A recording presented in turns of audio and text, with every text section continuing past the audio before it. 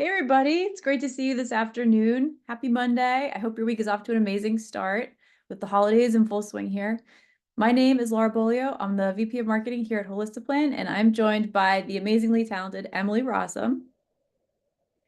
If this is your very first time joining us, welcome. If you've been to one of our webinars before, welcome back. You know that Emily packs a punch with whatever she presents.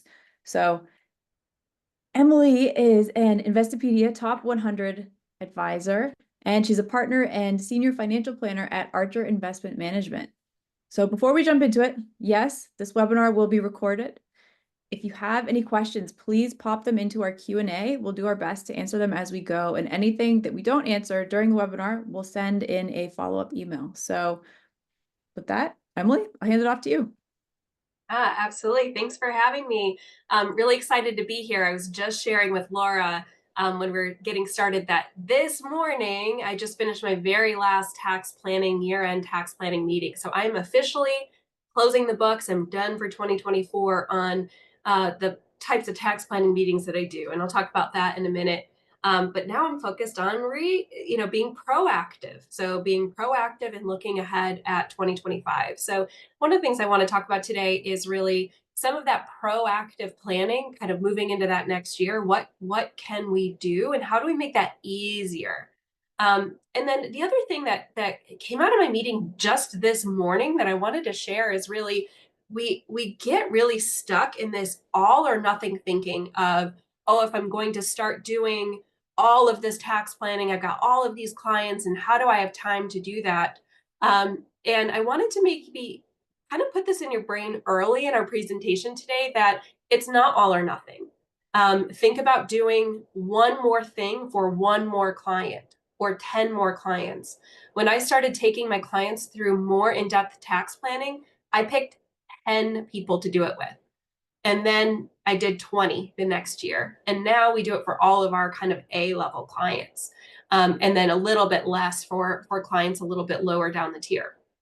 So it's not something that you have to do for every single person every single year, as much as that is a good goal to get to. Thinking about increasing how much proactive service, being proactive with our clients can be as easy as just remembering something and sending a quick text. So I have a client who's building a house, and they had a meeting with their builder last Monday, and I just sent her a text to say, hey, hope the meeting with the builder went well.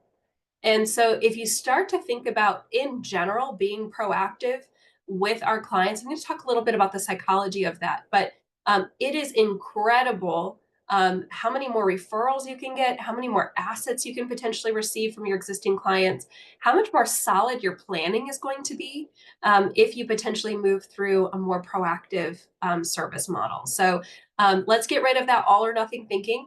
This morning with my client, we were talking about a big Roth conversion.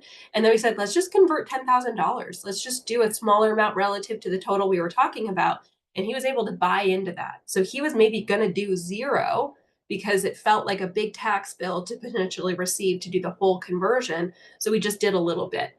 Or if we're maybe talking to our clients about switching their 401k contributions from pre-tax to Roth, maybe just flip 1 or 2% over from the pre-tax savings percentage over to Roth, or other way around, flipping back over. So maybe thinking about, really think small sometimes with our clients, because it can be overwhelming to tell somebody to open a donor advised fund and contribute a huge amount of money to it. But what if we just maybe throw $500 in there? So it's maybe doing just a little bit. You've heard me say before, tax planning or financial planning in general can be a game of inches, and it's just trying to find just a little bit of advantage and strategy. A little bit of proactive care in your relationship can go such a long way. So I'm going to share my slides here. The topic of today: stop playing defense. So we learn this business by being reactive. So I learned everything I know because some of you know my path into this career. I've been a financial planner for 18 years, but really the first 10 was me doing 401k education meetings, meeting with executives of different companies we offered a 401k for, and learning all of the different types of questions people have. So I would go into group education meetings, I would go into individual one-on-one sessions and help people make their benefits and enrollment decisions into the retirement plan. And then they started asking me more and more questions and more and more questions. And so I started to research those and come back. And you learn a lot in this business by being reactive and answering questions. And those clients that are in our inbox all the time asking us tons of questions, they make us better. So we become better by being reactive, but we become the best version of ourselves by then taking everything that we've learned and being proactive. So that one tip that you taught that one client because they asked a good question, save that as a proactive thing that you can send to other clients. So start thinking about how what you've learned from being reactive and how you can turn that into proactive service. So today we're really going to think about that. So as Laura mentioned, I've been a planner for 18 years. I'm a partner at a small RIA out of Austin, Texas. We have 315 million assets under management, 230 households. I do have some support, so I do mention that because as I start to talk about some of our processes and things that we do, it is divided a little bit into different members of our team. So I've done sessions on that before, and I will in the future about how to leverage technology and your team to help support tax planning and other financial planning matters. So why do we want to be proactive? There is a psychological benefit, of course. We all know it's better to be proactive. But what it actually fosters, what it actually creates is that sense of security. We are in a relationship business. And one of the things that we sell and deliver is that security, certainty, peace of mind. That's why people hire us. So most people who hire some kind of a financial planner, they are outsourcers, and they don't just want to outsource the work of it. They want to outsource that mental burden and that mental load. And they want the question answered of, am I going to be okay? Am I making the right moves? Am I doing the right thing? So sometimes it's just validation that clients are seeking. Sometimes we go in to do a financial plan. There's not as many different things to do, but it's saying, hey, you've been a great saver. You're doing a great job. You made some great choices. You're on a good path.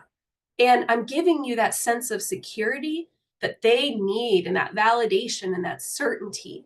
So remember that sometimes I'm going to show you two different tax plans in one. Maybe we don't save them $10 million in taxes, but we're giving them that sense of peace, which can allow them to enjoy their lives and enjoy their money and feel like, hey, I don't have this lingering worry that I'm not remembering to do something or that I'm not thinking of a strategy that could be useful for me or that I haven't evaluated something.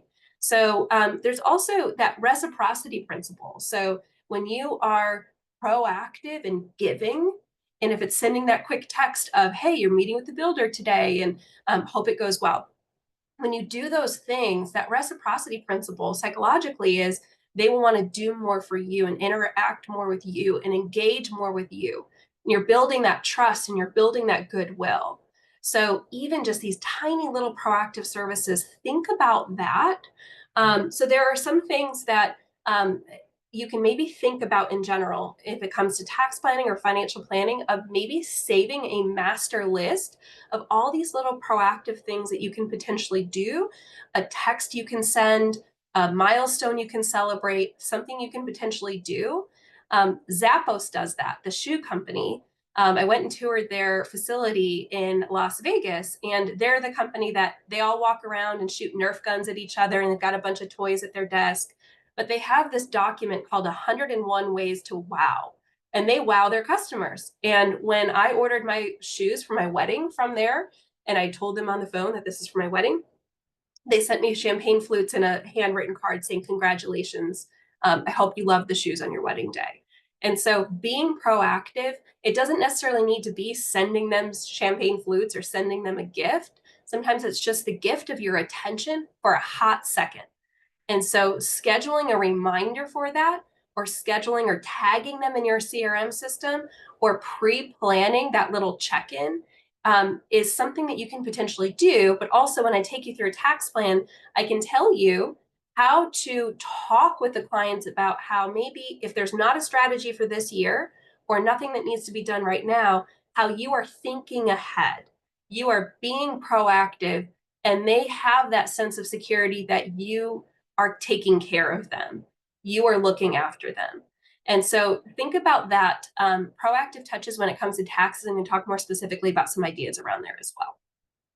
Okay, cost of playing defense. So if we're just being reactive, think of anything. If I reached out to my doctor and said, "Hey, can you run this, lab report for me?" and kind of thinking this, and it comes back positive, I'm not going to celebrate that the doctor ran the report. I'm going to say, "Good job, me! I thought of this idea and reached out to them."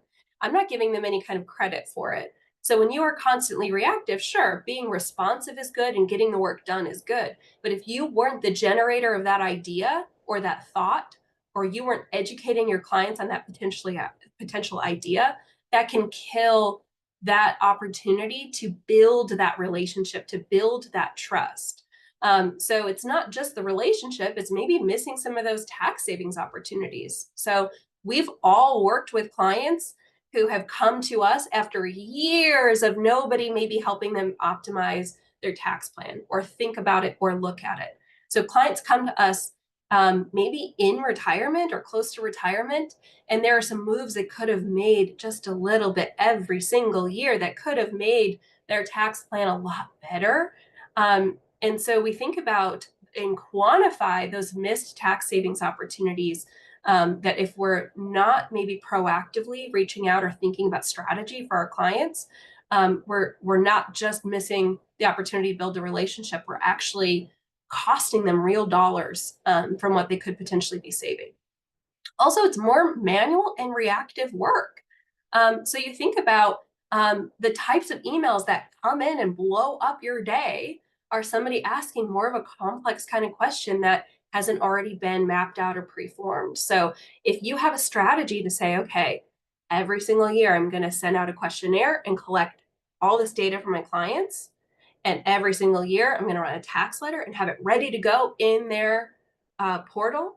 And I'm going to run a tax report for every single client, have that ready to go in their portal, and map that over to a scenario analysis and have it ready to go. So if a client pops in with a question, if you have worked yourself through the year proactively, then you are able to hop in their plan really quickly and kind of see what's going on and be able to answer the question without doing a ton of analysis.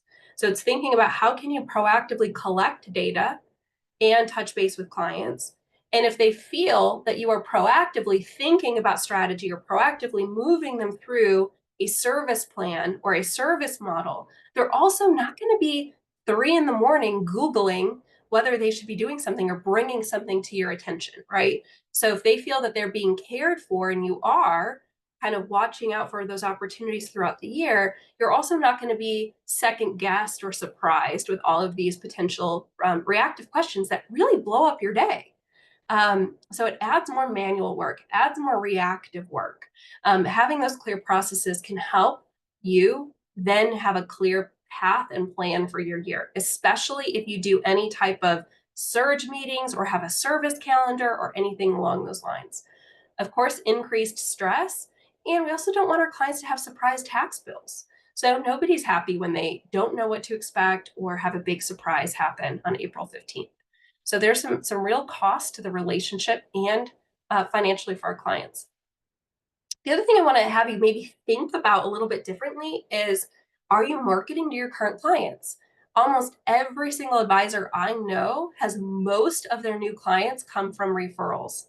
So when you're thinking about your marketing strategy for the year, it's not just thinking about how do I go talk to new people or do more outreach or post more on LinkedIn or put more YouTube videos out there or go shake more hands at school drop off.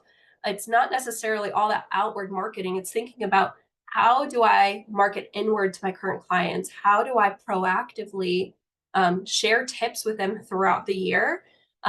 Think about them and connect with them in a way that makes referring me really easy. And so thinking about your marketing plan and your time thinking about potentially turning that inward as well. And so one study I wanted to share from FA Mag was that 53% of millionaire advisors cited their advisor's failure to proactively contact them as a reason for switching advisors. So that's a big number. So we regularly see that there's stats out there too about clients that expect things like tax planning or expect us to come to them with some strategy. So it's right now as we move into, hopefully, I hope you all are also moving into a few weeks now, the end of December, early January. Hopefully you're doing at this time, things are going to slow down a little bit for you. You might be wrapping up things for the year. It's time to think about proactively moving into next year and thinking about how can I improve my tax planning services and processes and be proactive with my clients as I move forward. So I want to take you through what good, better, and best advisors do when it comes to tax planning. So good advisors just understand current tax brackets.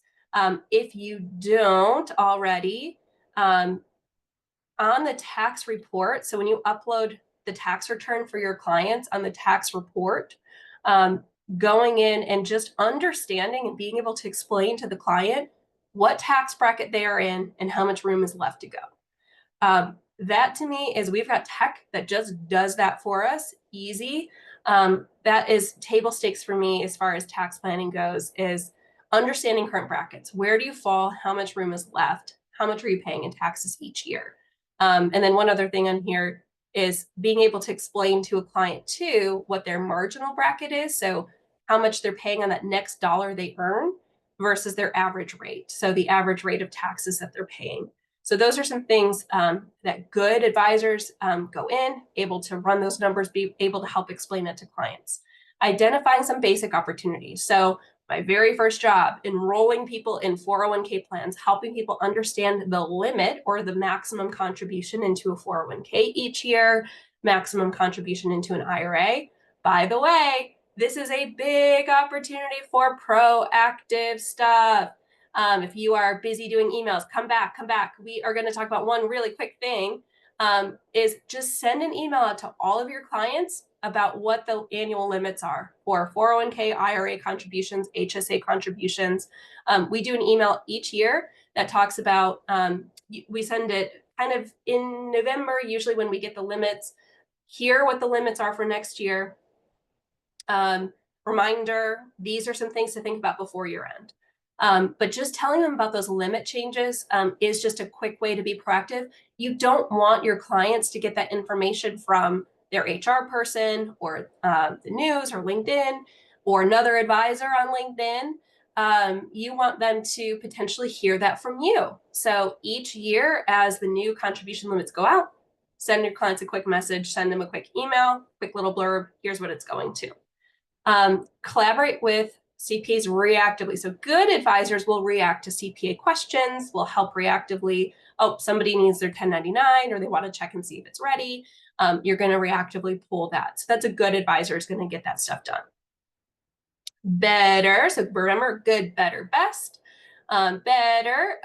It's better to maybe review the tax returns to look for opportunities like Roth conversions. Maybe understanding capital gains, or losses kind of carried over from the prior year, deduction optimization, maybe taking a look at the returns a little bit more closely, incorporating that into a financial plan. So I would assume that most people on this call might have some kind of general software that they use like Money Guide Pro or Right Capital or eMoney, utilizing some tax strategy inside of those tools. And then looking at projecting income and taxes for the next couple of years. So going into potentially a scenario analysis and taking a look at their current or their prior year tax return. Neat thing, again, this is automated. This is something that is done for you. When you upload a tax return, you can take a look at that scenario and it all copies into a quick pro forma where you already know all of the tax return data gets populated into this scenario, and you can copy it over and look at that next future year. So if you are doing multi-year strategy for a client, you could add a scenario here, copy it. So now I'm going to copy 2024 and say, let's look forward into 2025 and make this 2025. And so you can start to look at year by year and start to look at line by line. Is their income going up? Maybe they have a little more interest if they started to put some of their low interest cash into a higher interest vehicle. Maybe we're planning kind of a multi-year Roth conversion strategy. So maybe that's kind of stagnant each year. So taking a look at year by year and seeing what might be different, what might be changing, what might we want to project, maybe additional charitable contributions or itemizing deductions or how that might change. So you're able to look at multiple years in a tool like this really, really quickly. So one of the things I did in my planning session just this morning, my very last one for 2024, we ran his scenario. So I uploaded his 2023 return, copied it over to 2024, made a few updates to rental property income, employment income, a couple things like that that were different. And I went in here and actually he had about the same, almost $3,000 in refund potentially expected for that year. So in his financial plan, it might make sense for him to do a big Roth conversion, but he just couldn't get over the fact for this year, it just felt painful. He didn't really have the cash flow to cover a big tax bill. So I said, why don't we just do like $10,000? So what if we kind of get you closer to even for the year, do a small conversion, eat up that additional overpayment you've already made potentially throughout the year, do that type of conversion, and then it's not going to feel so painful. I'm not asking you to come up with 20, 30, 40, $50,000 that they just don't have for cash flow right now. Let's look at it this way. So potentially going in and making that adjustment and then being able to show them in real time in the meeting, because I do this in the meeting, what if we just do a little bit more in this kind of case and then see where we end up? Okay, so we kind of ate into a little bit of that refund. So maybe this person can do a little bit more. So this is a way to, in the meeting, build trust. I'm looking at this, I'm thinking about this for you. And also, it's not all or nothing. So yeah, my financial planning tool said to convert $300,000, but that's a big tax bill. So now we need to look at it a little bit more closely in the calendar year, in a scenario analysis, and see what's actually going on. So I did that this morning live in a meeting with a client, walked through and validated the data, came up with an amount that was palatable for this year, and went in and made that adjustment. And now we can think about it for next year and get him thinking proactively about maybe doing conversion next year and what that might look like as well. Project that out too. So when we're looking at that, it's maybe looking out in the next couple of years and having a little bit more of that type of plan.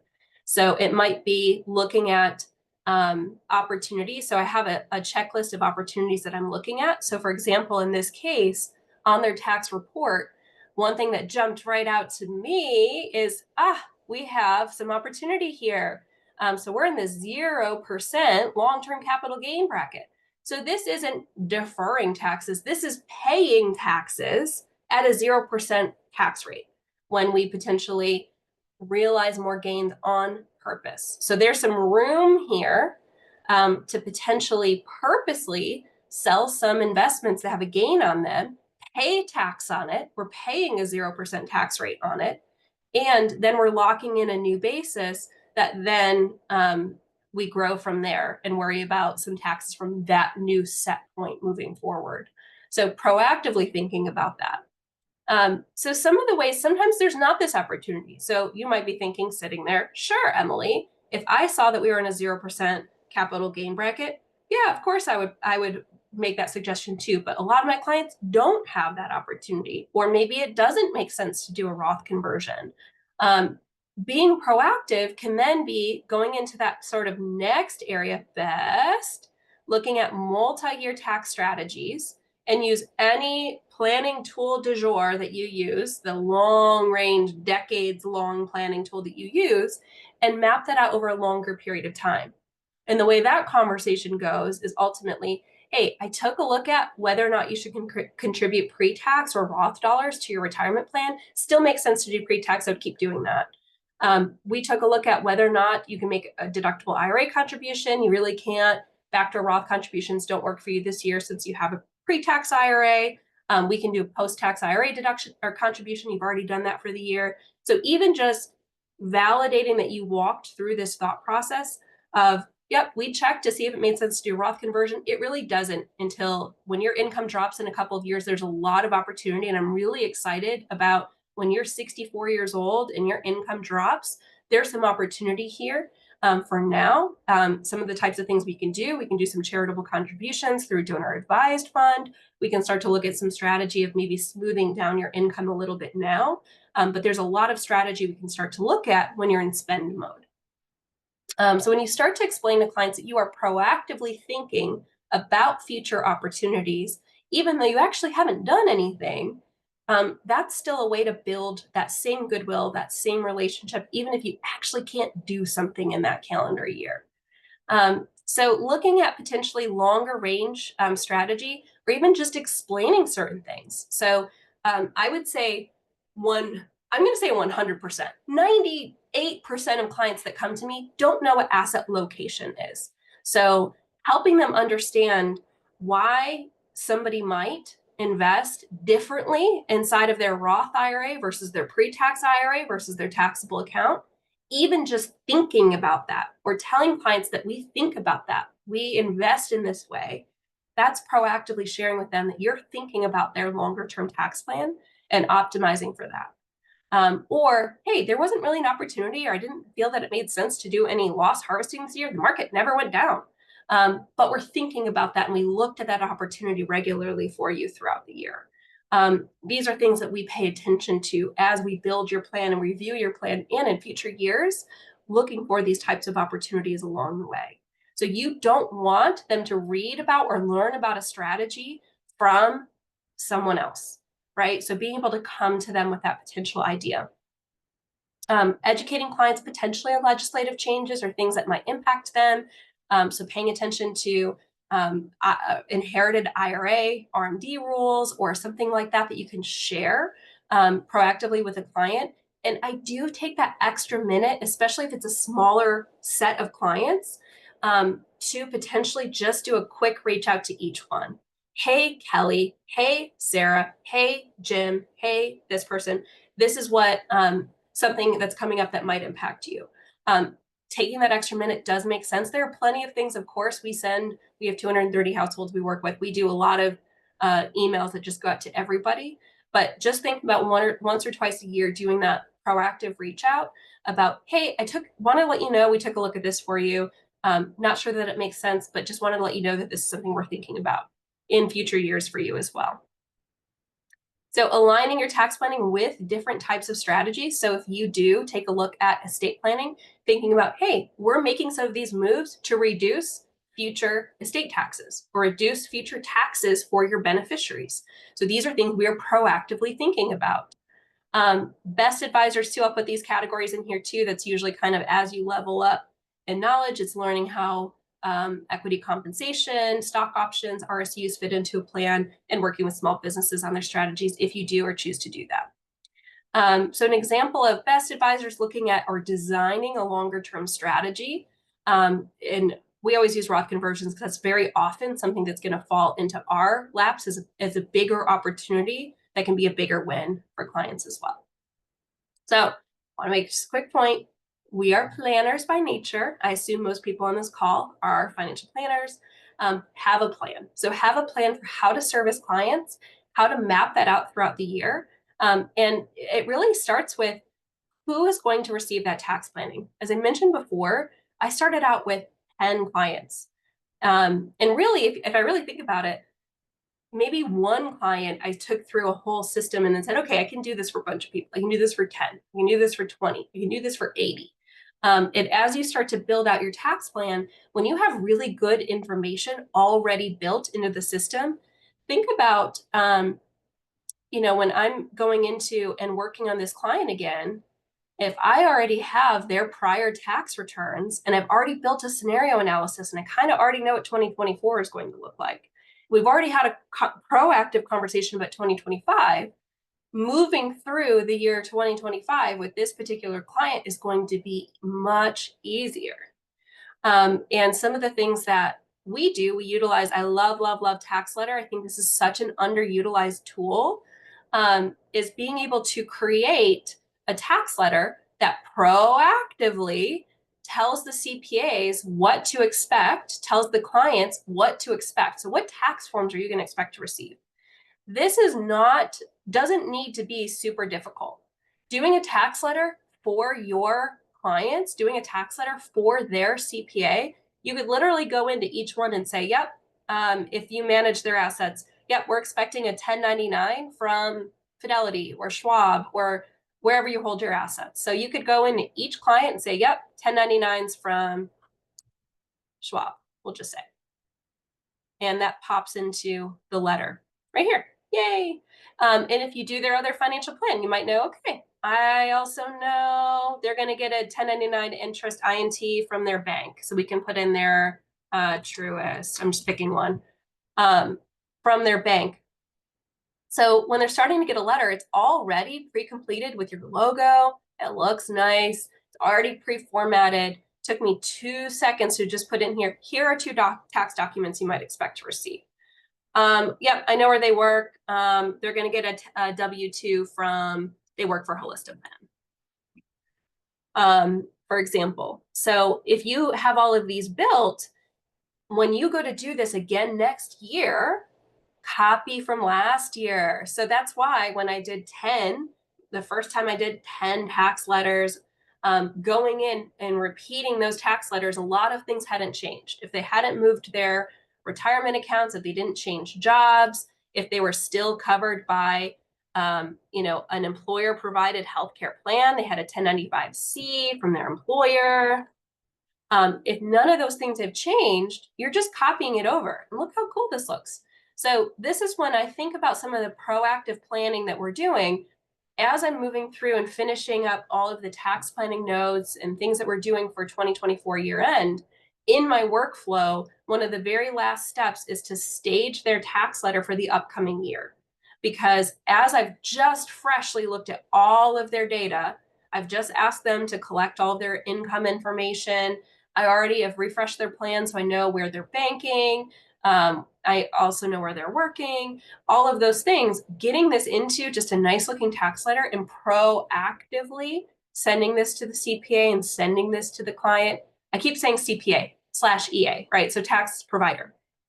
Sending this to their tax preparer is a huge way to be proactive. And this is really nice too. So as you move throughout the year, if you're helping them make an IRA contribution, you can throw that in the letter.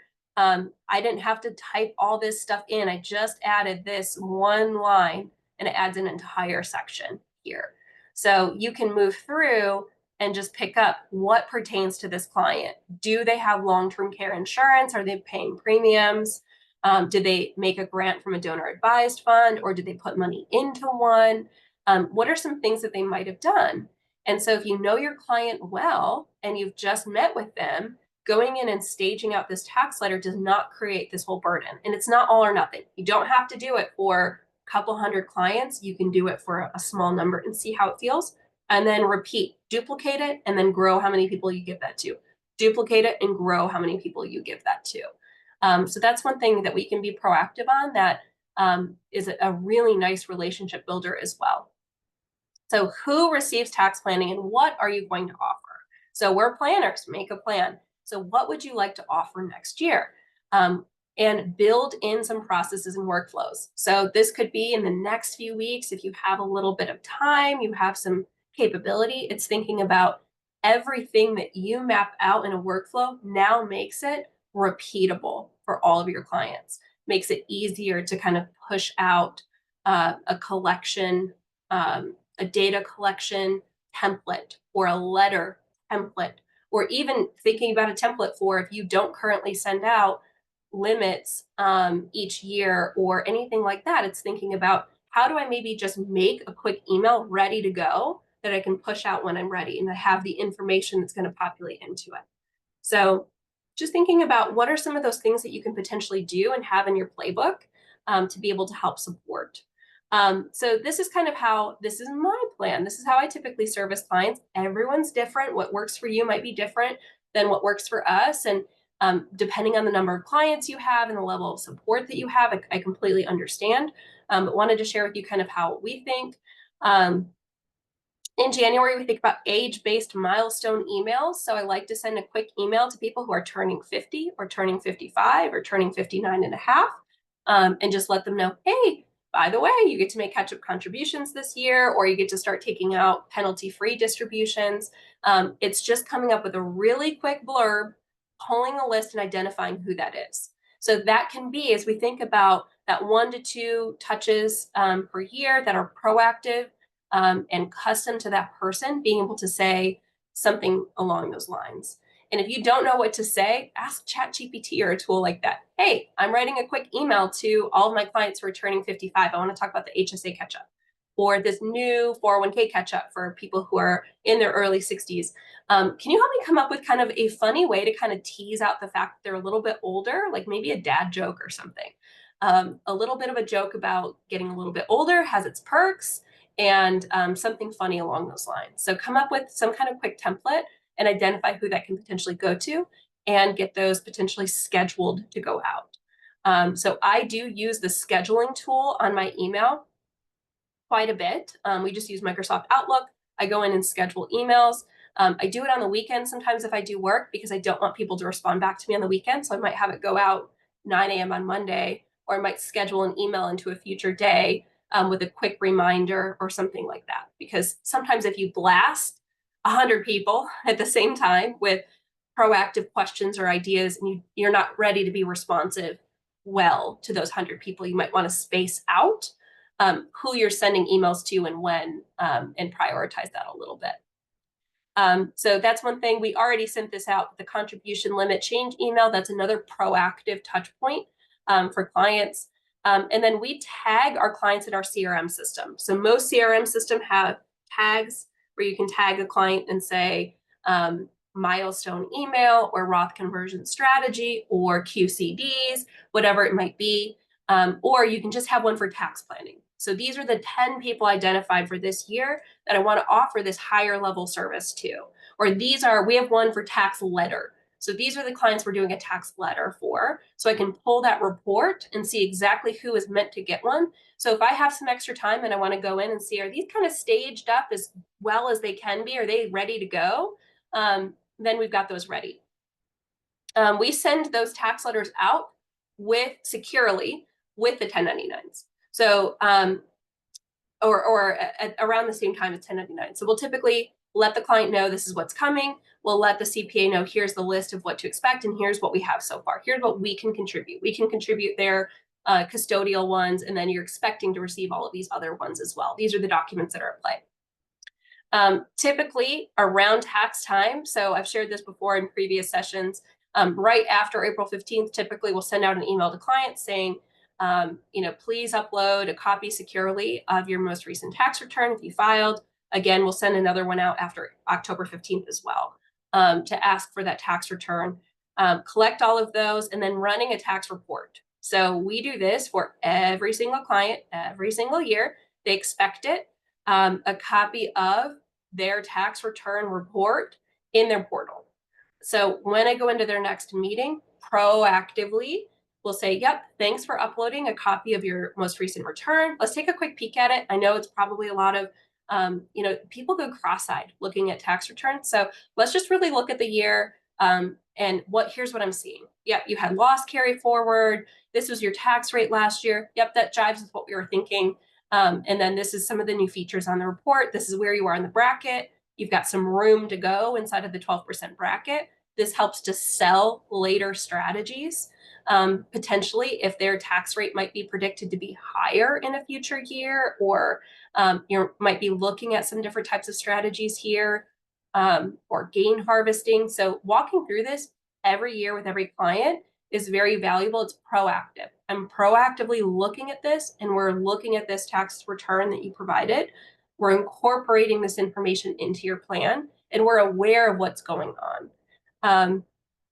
So these are things too. And I've talked before as well about educating clients, even as young as in their 20s and 30s, about future Medicare costs. So that's proactive conversation and education, and really identifying any other types of income sources or things they've forgotten to tell us about. So those are things that we're potentially looking at each year proactively as we're updating their plans. So those are things that we collect. We have kind of a set template email to ask for that information.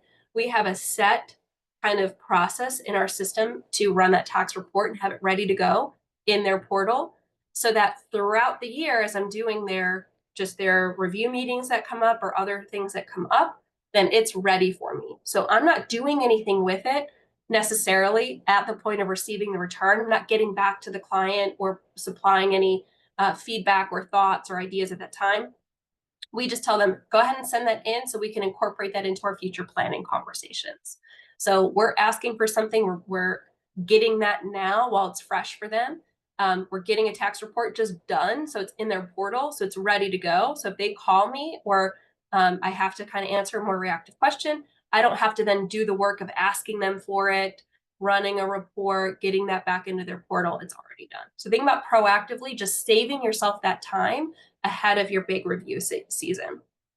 And so we don't do surge meetings. We just all throughout the year do all of our traditional reviews with our clients. But as things are available, we get that package ready to go so that I have the most fresh data to incorporate in their update. In the fall, this is what I completed today, the final scenario analysis. So helping to kind of see, what did 2024 look like? What might the end of the year look like? Do we owe? Are we getting money back? What are some things that we might identify that you can potentially do that could be helpful before year end? When I said I did my last one today, we really try to get these done in November. Sometimes people lag. I'm sure you all deal with that too. So typically we're wrapped up by now, and then we're getting ready to proactively look into next year. So we prep those tax letters, start to get those ready. We note the wins. So this is important. In our CRM system, I tag wins. Like, hey, we did a small conversion this year and it might save them some future taxes. Or we identified this opportunity. We found this small mistake. These different things that we might potentially do that we can continue to show our value to that client and then kind of casually bring that back up again.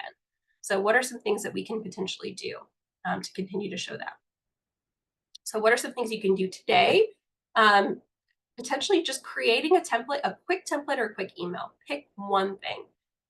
If it is a milestone-based age email, if it's the contributions limit email, if it's other types of touch points, if it's a template of the types of things you want to gather from a client every single year, like their tax return, year-to-date income statements, any tax payments that they've made, IRA distributions they've made, some of those basic things that you can kind of ask, hey, any of these things that apply to you, can you upload those over to me? The more you can template that, the easier your year is going to go. So think about giving yourself a gift as we're thinking about the holidays. Give yourself that gift of one more template or one more email that you can use throughout the year next year, so you can be more proactive with your tax planning. Create reminders or schedule tasks for yourself for certain types of opportunities. So if you know that a client every single year does a QCD, be the one to bring it up. So come to them first. If you can get to a client first, that will feel so good to them that they know you've got them, that you're thinking about them, instead of being reactive. So have you ever had this happen? I hate when this happens. Something's on your mind for a client. Oh, I want to reach out and check in with them on X, Y, or Z, or I want to tell them about X, Y, or Z. It's on my mind and I'm thinking about it and I'm getting ready to write an email to them, and they email me first. Like, no, I had this idea. I'm not being reactive. I proactively thought about this. So just try to get a little bit ahead of them, get a little bit ahead of that pendulum. It is shocking how much better your relationships will be if you are thinking about them. add a few new workflow steps. So think about your onboarding process. Is there a way to better gather some tax planning information or to better do things like getting the tax report completed and uploaded into their portal every single year? Is there an easier way to gather the information you might need to do a scenario analysis or to do a tax letter or to schedule out these meetings, to do tax planning meetings? What are some steps that you can set up? Can you just add a couple now? Think about your best work for your best client. That's usually the standard for whenever I come up with either an email template or a service model or a workflow step. I think about, when have I done my best work? Who did I do that for and what did I do? And then how do I replicate that? So what's that time that I sent a cute little gift or remembered something or consistently reminded clients to do something they should do? What are some things that I've done that would be so cool if I could do that for everybody? That's what workflow steps are for. That's what scheduled tasks are for. Maybe stage a few letters coming into this next year, or give yourself tasks for 3 potential clients. So pick 3 that might have some good strategy or you want to give a little more love to or might be at-risk clients. And then maybe draft up some tips for your newsletter or LinkedIn or YouTube videos, thinking about the good things you tell different clients at different points, and think about, I should tell that one thing to everyone. Everyone should know about taking appreciated stock or securities and putting them into a donor advised fund instead of just doing their cash donations. Everyone should be thinking about X, Y, or Z. Thinking about those and saying, how do I proactively be the person that educates my clients on a specific topic so they're not coming to me with the idea? I've generated that idea and I'm building that part of the relationship. So these are some things. Pick one to maybe think about doing today. None of these things specifically take a lot of time, but if you pick one additional proactive thing to do with your clients in 2025, it will be absolutely worth it. So I am going to answer questions now because I think we've got a few sitting in the Q&A. Okay. And if you were not signed up for Holistic Plan, obviously I'm a raving fan. We use this, we really do use this for all of our clients. Being able to create and look at beautiful tax reports, being able to stage out their scenario and run a little bit of a pro forma, being able to send a tax letter. These things take no time at all. It's very, very, very easy. I would not be on these presentations if I didn't think that this is absolutely valuable. So they gave me a discount code. So please use it. So I've got some questions in here. I'm going to spend the last 13 minutes of the presentation today kind of thinking through some of the questions that you have and sharing live. What are you using to document / keep your text messages?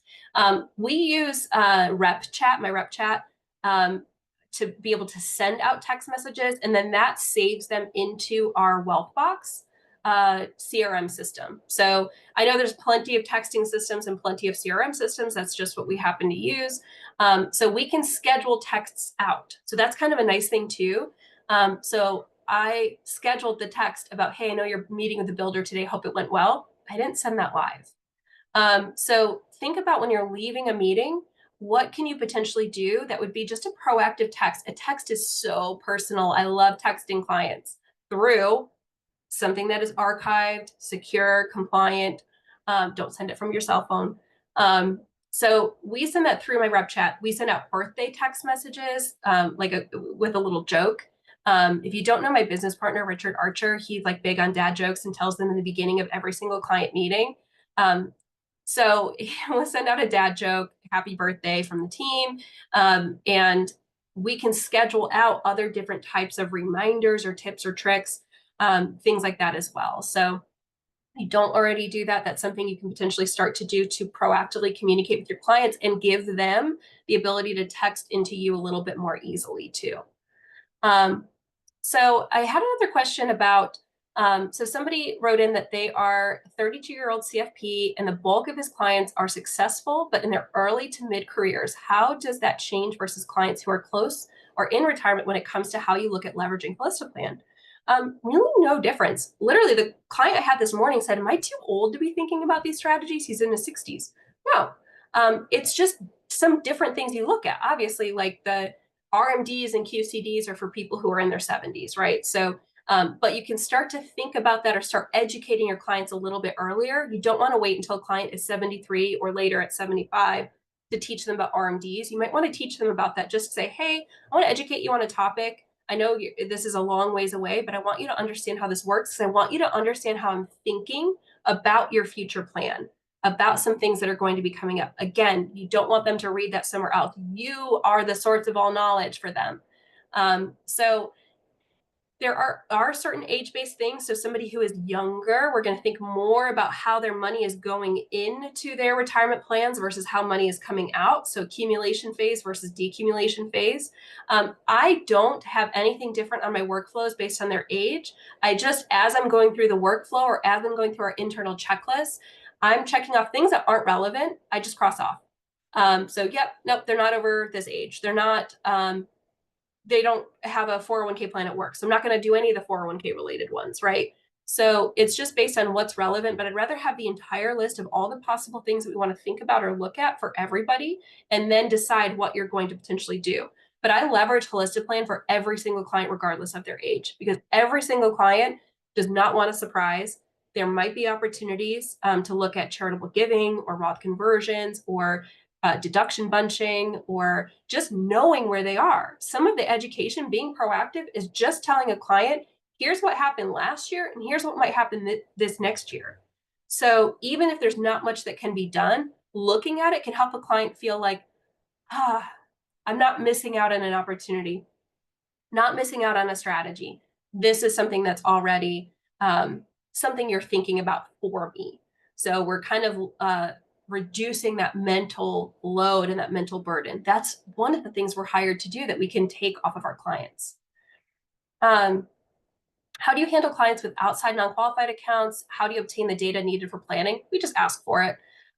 So my client this morning was a subscription client who we don't manage their assets. So I did ask him for year-to-date information about capital gains or losses, interest, dividends, things like that too. So those are things we just ask for if we don't have it already.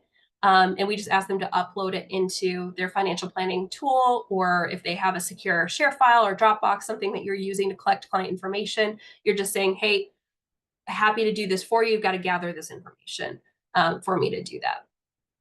What items are you including in your tax letter? As the next question, are they only accounts you manage or do you include outside accounts? That's a great question. We include everything we know about, and I would hope and think we do comprehensive financial planning. We should know about everything. So what I do is I go into their financial plan and I go down the list of everyone I know that they bank with from their connections in their financial plan and say, okay, yep, they bank at Bank of America. They're going to get a Bank of America 1099 INT. They bank at Wells Fargo. They're going to get a Bank of America 1099 INT. They have a mortgage here. They're going to get a mortgage interest statement. Oh, they've got property taxes in North Carolina. Most of my clients have healthcare through their employer or Medicare or Marketplace. So you grab that information. And the other thing that's on there is a disclaimer about, let me see if I've got it still up here. Yeah. And it's more tentative language. So these are things that we expect you to receive a corresponding tax document. We recommend checking for each of these and sharing anything you've received. Disclaimer, these are ones that we are aware of and not an exhaustive list of all tax forms that may be expected. Please provide all tax-related information directly to your tax preparer. So those are things that we are sharing. This is what we know. There could be more information, but these are some different documents that you might expect to potentially receive. Somebody asked, what's the financial planning tool you use for your core planning? We use Right Capital. I've used eMoney before. Money Guide Pro is also great. There's tons of great tools that are out there. They all cover those bases. So it's really just, when I talk about some of these additional strategies, it's really just leveraging those tools for like the decades long planning or the organization of all of their account information. But really, none of those tools really do that in-year analysis I think that that really has to be bolted on to each one of those particular tools. So there is no other tool that is really getting into the granular detail of their projection, helps you create a tax letter. Those things are harder to duplicate. So it's an easy add-on to any one of those tools that you have. So somebody said, I'm a new potential user. Welcome. High net worth RIA. If I haven't used tax planning software, I'm not confident of my result. Is there a specialist on staff to discuss client scenarios? Yes. So I would also recommend to go through, there's so many webinars. That's actually how I gained a lot of confidence in tax planning by sitting through Holistic Plan webinars, Debbie Taylor's masterclass. They have deep dive webinars that are recorded that you can get into on just the Roth conversion strategies or on tax letter or on these different tools. So I would just watch a bunch of webinars. I don't know how much time, we should probably quantify this, but if you picked out, I don't know, a certain number of these webinars, you can go from not feeling confident to feeling like a pro in a matter of a number of hours of watching some of these webinars and just getting in there with the tools. So the nice thing is this isn't live on a client portal. You can go in there and say, I'm going to upload some returns and just see how it goes. Just get in there and start working with it. If it's your own data, pretty sure Holistic Plan offers you, there's a trial period. You can do a couple of uploads, kind of see how it feels, plug in your own data or pick a client and do that for them and see, how easy that is to potentially bring that value. And you can start getting more comfortable with walking through it. Or you can gain some of that confidence by just listening through and watching some of those additional webinars too. Okay. Does Holistic Plan allow users to save standard tax planning ideas that can be shared between employees? So I think in your question, you might be asking more or less like just different general ideas to apply to different clients. I don't know of any place to potentially store that. What I do internally is we just keep a checklist of things to potentially look for or potentially consider. Like, do they live in a state that over a certain age has a homestead exemption and they can save on their taxes, but they've got to file for it? Like just things like that to look for. So we just go through that type of checklist. I'm not aware of anything that's stored specifically in Holistic Plan, but it's also something you probably want to own yourself as well. I think we've got time for maybe one or two more questions. When do you send out the tax letter? So we send that out generally in February, and then we follow up with the 1099s. We sometimes send that out together, so it just depends on how quickly the information is being pulled together. But it's usually February, March is when those tax letters go out. Try to get them out by the end of February. As soon as you know the information, you can really get it pushed out whenever. We'll do one more. Do you partner with tax preparers, and have you considered bringing tax preparation in-house? Man, we debate this all the time. We have great preparers that we work with. We typically will send our clients to a couple of different ones. And we have clients all over the country. So we're a 100% virtual firm. We have clients in 22 different states. So originally we had kind of had some people who are in the same cities that we lived in and that our clients lived in, but we have found that clients who are willing to work 100% virtual with an advisor are probably also willing to work 100% virtual with a CPA. It's just easier for me to have one or two good CPAs that I can refer people to that we can maybe partner with. And so the couple that we work with, the nice thing about having a consistent preparer, you know what to expect, you know what they charge, you know what their processes look like. They're usually good about getting good communication back and forth with you. So some will have a communication system that you can be in the loop on emails and in communication with the client, or you can pick up the phone.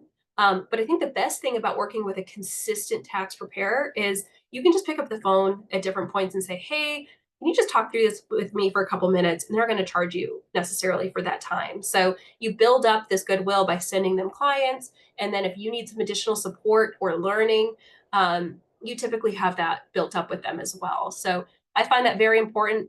There are many client tax planning meetings I do with the CPA. So I will join if they're going to do a mid-year tax review with their CPA. I'll join that meeting, or they'll join my meeting. So we'll typically work together when we can. So it'll keep that communication flowing. And those are actually the easiest clients to work with too, because very often there's good data sharing. We know what's going on. We don't have to go back to the client to go gather more information. So the more we can kind of be involved in that relationship, the better. Um, yeah, so anything I didn't get to, we typically will send out a follow-up with some additional answers to Q&A. So we'll take a look at any additional questions that didn't come through. If you've got another quick question you want to throw in there real quick, now is the time to do it. But thank you for joining me today. It was a pleasure talking to you all. Thank you, Emily. Huge thank you to Emily. Such a powerful webinar. Really appreciate you spending the time and educating us. This was super impactful. So yeah, like Emily said, anything that you have that didn't get answered, we'll send up a follow-up email, and then we'll also send the recording and the slides. And then we also have a special treat. So Emily is going to be joining us in 2025 for another series of webinars. So definitely stay tuned for those. The times are going to be announced pretty soon, but thank you, everybody, and thank you, Emily, and have a wonderful holidays. We'll see you soon. Bye, everyone.